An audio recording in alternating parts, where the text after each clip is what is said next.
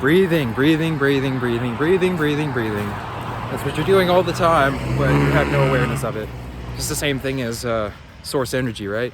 It's there all the time, but you have no awareness of it. Maybe that's why it connects so well. When you breathe and you become aware of your breathing, then you become aware of almost every aspect of the consciousness that you sit in. And it shows you the direction behind the consciousness. It directs you to the director behind the director, if that makes any sense. But that was just an intro. This is more meant to be a video on the law of one. The first thing that comes through is the law is one. We are one. We are one. We are the law, and the law is one. The law is one. We are the law. Alright, so I know that can get annoying. But basically what I'm trying to get to is that... Let's switch it up. Okay. So, let's just give a really quick thing about the law of one, alright? So, the law of one is it's a book, but also it's a law. So it's a book about a law. It is the law of the universe, and what it is actually, it is the unitive principle of the entire universe, and it's the unitive principle of the connection between you, me, and the cosmos. And what does it mean to say the law is one and we are the law, but the law is one? What that means is that we are the physical and mental and spiritual embodiment of the law of one. And what that means is that we are the literal physical embodiment of the oneness that permeates through everything. What that means is that everything that you experience is one. And that goes way deeper than what a lot of people understand. It goes to the point where it starts is that you look at and you see other people, and then you stop seeing other people, and you start seeing that these other people are actually just reflections of you. There are all these different aspects of you that you have fractalized and pushed outward as this infinite consciousness source in order to experience a feeling of separateness, and to experience a feeling of density. Really, that's what you would call it. It's like, this is like the most dense material plane that you can live in, and most dense plane that you can live in with this. Okay, sorry. This is the most dense plane that you can live in without being without consciousness. So this is like, what I mean by the most dense is that the illusion, the veil, is so thick that it makes it feel as though there's a physical, tangible reality happening around you. And it becomes so dense of an illusion that you can get yourself lost in it for lifetimes. And it's the heaviest catalyst producing... I feel like the thought forms that are around here are kind of like coming in my head. It's like I'm trying to keep it direct. Okay, so basically the point that I'm making is that the law is one. What that means is that we are one with our environment, with ourselves, with everything around. So they talk about in the law of one, they talk about service to self and service to others.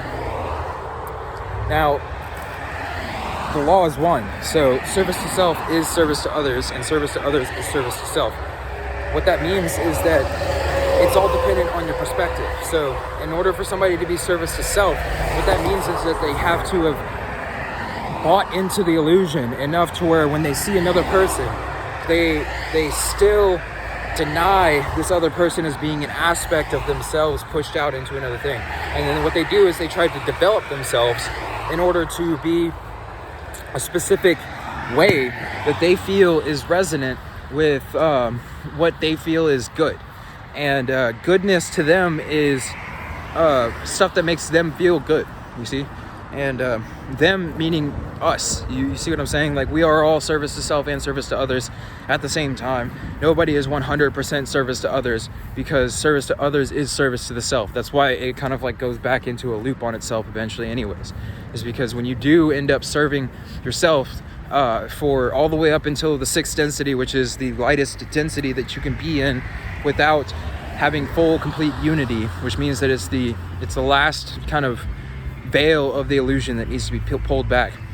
But once they get to that point, they actually swap polarities. And the reason why is because they see that the whole time all of these other aspects of the self are actually aspects of themselves, because they get to a point of consciousness where everything becomes so infinite that they realize that they are that infinity that is sitting and permeating everything. They finally have that realization of dissolving into the environment, into the place around, where when the self dissolves, what happens is that there's no more self to serve. There's literally nothing else to learn about the self, because there's no more self left to learn about, you see? So what happens is that they shift their focus onto serving others, because serving others is the only way to serve the self at that point. And through that, they can polarize further by experiencing love and bonding with others in a way that is different. And also they can polarize probably even further, or quicker more. I would say quicker, not further, because we all end up in the same place. But they can polarize quicker than a lot of the service to others that have been only service to others, because of the fact that they have these lessons of wisdom that they've learned about the self. But through the lessons of wisdom that they learned about the self, they are able to implement that and give that information to others, but without the service to self aspect of it. So it's like they learned so many lessons about enslavement, and they learned all these lessons about doing all these different kinds of, you see what I'm saying, mastery, you know what I'm saying, like basically like power over others and things like that. They learn all these lessons, and then they get to a point where they realize, oh, I was only having power, I was learning power over myself. You see what I'm saying? Because service to self is service to others, and service to others is service to self. So what that means is that they got all the way up to the point where they were like, oh my gosh, I just learned mastery over my entire self. But now, like, basically they learn how to read and manipulate and exploit other people. And then they get to a point where when they swap polarities, they can now mind read and do all these different things because of all the siddhis or powers that they've developed as being service to self. And then they can then articulate that in a way that is not much, but it's something that is very powerful. It's something that when they express very powerfully, because they've learned all of the lessons of power. You see, so their orange ray and the yellow ray is very, very, very powerful. And when that happens, they're able to actually really express the service to others, because the polarity is once you reach the end of your polarity cycle, then the only thing that you can do is repolarize towards the place that is going to the path of God. And it's an interesting experience, because it feels as though it's something that is it's like all the pain and suffering that they went through their past lifetimes as being service to self. When they repolarize to a service to others, what happens is that they finally feel a let go or let out of all of that energy, and then it goes all to God, or it goes all to source consciousness. When they realize that source consciousness and God permeates through everything, then it just radiates out to everything around them, because the service to self, what that does is it makes it to where they hold an aura all the time, no matter how anybody else is feeling. And then service to others means that they want to give that to other people, and then it basically balances between the two of them, because what happens is that they start to radiate this extreme positivity, love, and light out all the time. And then regardless of other people, regardless of what other people are feeling, they may start to feel the other people's feelings, but they don't identify with them, because they've learned the lessons of control and mastery over the self. You see what I'm saying? So like they're able to radiate this positivity, love, and light out almost all of the time in a way that is very, very, very powerful. And it almost like sucks other people into their world or their aura, because it's so radiant and so powerful. And that's like the positive path of the service to self. It's like where the service to self ends up actually being positive after a long time. But then, you know, you look back on it and all these people have these negative viewpoints about all the other people and stuff like that, and they don't realize that these people are just aspects of the infinite creator doing their thing. They've been caught up in the storyline of this 3D reality where they think that death is something that is permanent, right? They think that when you die that you're gone forever, and people are having a hard time having forgiveness for atrocious acts and things like that, when in reality those atrocious acts are actually just as beautiful as just any other like positive act from any positive polarity.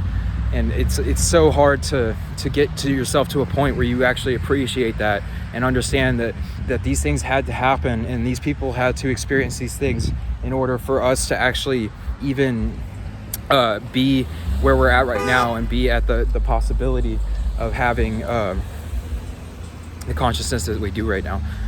And I'm having synchronicities and stuff like that too. It was 11:11 as soon as I said that too. That's hilarious. So that synchronicity was like a car almost hit another car, and I don't want you to start like hearing this and then just like be like, oh my gosh, this guy's going to be like manipulating and exploiting us like crazy or whatever. It's like, no, it's at a fact now where I can actually teach exploitation tactics so that instead of using them against other people, what you can do is you can understand when people are using them with you, and then you can just like choose to send love back because you know that you've been there before and you understand where they're coming from, but you consciously choose to not accept it, and you consciously choose to depolarize them by sending them love and light. And that's the easiest way to depolarize a negative entity is to send them love and light. And I know that that's difficult for a lot of people because they have a lot of negativity inside of them, and the negative entities are very good at exploiting, manipulating negative energies. You see what I'm saying? So like they're really good at like flaring up your lower chakras and making you feel as though you're kind of in a fight or flight situation or something like that. And it's not particularly anything that's like it's like they'll get upset because they'll be like, okay, the energies that these people are giving out are so negative and so terrible that like they're causing you to feel this kind of sense of badness or whatever. But that's actually just that's the negativity inside of you that they're exploiting. So if you're able to start to notice the things inside of you and start to have mastery over yourself, but also at the same time understand that the only way for you to have true mastery over the self is to see the creator in everybody and to feed the creator through everybody. You see what I'm saying? So like you basically like, instead of it's like combining all of the things that people use service to self with service to others aspects, by basically once you gain something, you freely radiate it out to everybody, and you understand that everybody is a complete equal aspect of the creator. Everybody has an exact equal amount of possibilities with them. Everybody is just as powerful as everybody else because we're all infinite creators in our own right, and we are all one with the infinite creator. So in that, what that means is that that nobody is separate from anybody else in the main scheme of things, which means that everybody has the possibility of awakening to the exact same consciousness that you have. A lot of people may not have had the same experiences that you have, but since you have had those experiences, now what you can do is you can send those experiences over to other people by seeing them as yourself. So what you do, and this is actually very important for polarization in a positive fashion, because what that means is that you basically look at another person and then you see them as being you in another body, and then you send them your memories, literally, and you send it through expression. So you basically allow them to polarize quicker through you as a catalyst, and instead of taking credit for it and saying that, oh, I'm the one who awakened you. Now, like now you should be lesser than me and you should follow me because I'm the one who awakened you or whatever. It's like, no, you don't do that. You give all the credit to the infinite creator because you realize that we are all one with the infinite creator, and the infinite creator is the vessel, or the thing that allows you to be a vessel for that energy to flow through. And it has nothing to do with you as an ego or you as a person. It's all your experience that you've compiled throughout your life lessons and all that kind of stuff. And it's also about the just basically like the openness of you and the ability for you to be able to express to other people the things that you have experienced, and to be able to give other people the lessons that you've learned without them having to go through the harsh kind of trials and tribulations. It's basically like giving them such a vivid picture of the memories and the